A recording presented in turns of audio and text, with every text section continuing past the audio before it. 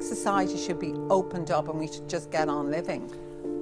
I think we need to get on living in as far as possible. Obviously, it's up for society to determine what's an acceptable level of illness and acceptable level of attrition with this illness. We have to accept the fact that we must live with this virus. It's here for the foreseeable future. There isn't a vaccine immediately on the horizon, and so we must have this discussion as a society, and that includes all sectors of society, of how we get on with our life. Now, as a geriatrician, you mentioned I look after older people for a day-to-day job, and you know, I had to look after older people during the height of the last wave of the crisis. And a couple of things that people have been saying to me, particularly a lot of older people, felt very distressed by the cocooning, and I think that in hindsight will be proven to have been at least a mistake that we didn't consult older people a bit more. A lot of morbidity has arisen from that we're now dealing with. I think a lot of older people are now expressing the feeling that maybe life isn't worth living any longer because there's an equipoise now between their enjoyment of life and the lack of family celebrations, community occasions, sporting and cultural events, etc., etc. And so you can't just assume that the only outcome from this pandemic here can be judged by what is the death rate, because society has other factors that it values. It values enjoyment of life, it values employment, it values our businesses, and so we do need to have a broader discussion with society. We just had a discussion there, Richard was talking about the pubs. Would you open the pubs? Absolutely. Okay. And it's not just about alcohol. It is trivial to kind of visualise this as an open party season for people, like those scenes you may have seen in Killarney, etc., etc. For many rural communities, and I have family who live in some of these communities, all they have as a community centre is the pub. It's not about their going down lashing into drink. It's where people meet. It's where they share a greeting, where they share a news, they commiserate, they support one another. And we are facing into a winter where people need that kind of support and structure.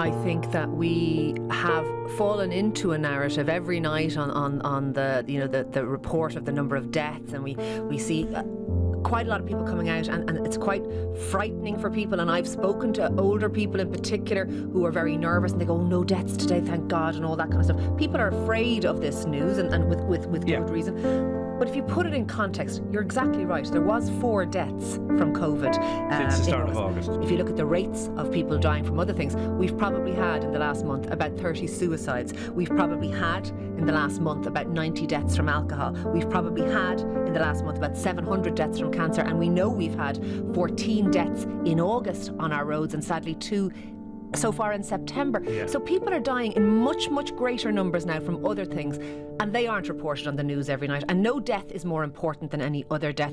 I think we're getting this wrong. We need to look at how we're reporting this. We're frightening people, and there isn't justification for it.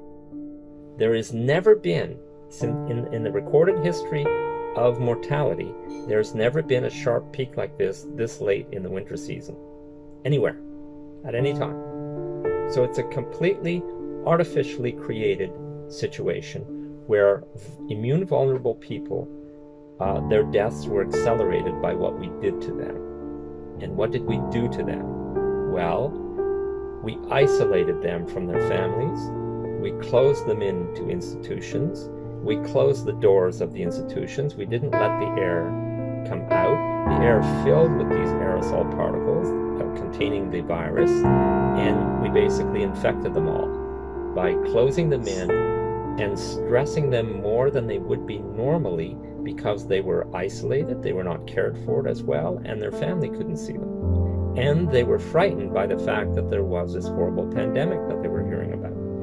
Now, that kind of psychological stress is known scientifically to be a major cause of faulty immune responses and other diseases, causing other diseases as well. So you don't do that, and they did it.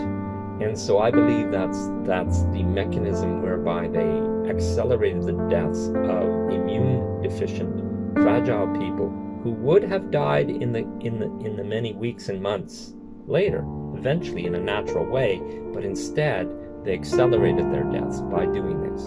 It may not be seen or reflected in the mainstream media, but we've seen an uproar around the treatment of our elderly people in nursing homes.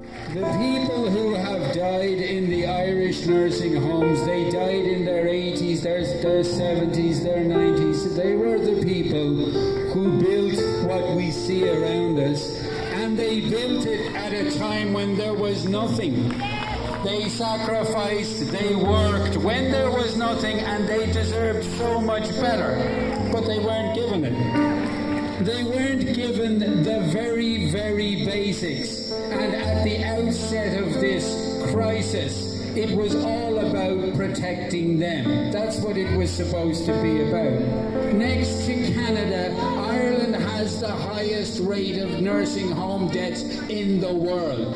And if that is not enough to allow those people the dignity of a full, independent public inquiry, then we are not living in a democracy.